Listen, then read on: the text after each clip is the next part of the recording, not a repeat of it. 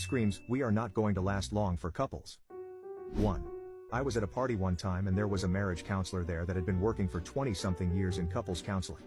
I asked her what the number one sign was that the couple wasn't going to make it. Without hesitating she said, if one person shows contempt for the other's feelings, it's over. 2. When you start calculating how much you give and receive in a relationship. 3. Having a kid to fix their relationship. 4. If they have strongly conflicted plans for their future. Either means they'll break up eventually or one or both of them will end up in an unhappy compromise. 5. If all disagreements end in arguments. My partner and I disagree about a lot of stuff. But we can talk, discuss, and even sometimes agree with the other person's side. It'd be weird if you saw eye to eye on 100% of stuff too. 6. When he smashes her face in the cake at the wedding and she hates it. 7. Tattoos of each other's names. 8. Social media addiction.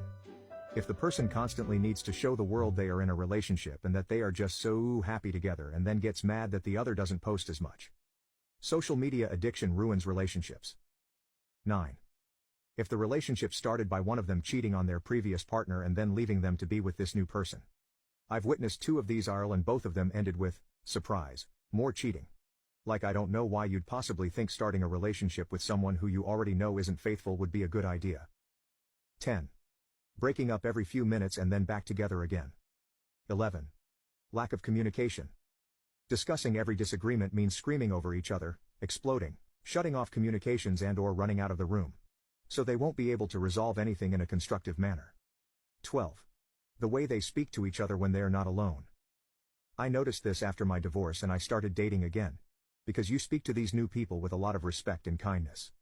Then we'd get around married couples and they'd say awful things to each other in nasty snappy tones and it was jarring. Fast forward 10 years and all those couples I noticed doing that, are divorced now. 13. I heard eye rolling is the most common sign of eventual relationship failure. It shows contempt, which is poison to any type of bond. 14. I always think of the bird theory. If one person says to the other, oh look a bird, and the other doesn't want to connect over the bird just looking at it and giving a, hey thanks, that's a cool bird. The relationship is not going to go well. Basically you have to be willing to make small everyday connections. I find this is true of a lot of relationships outside of just romantic ones as well.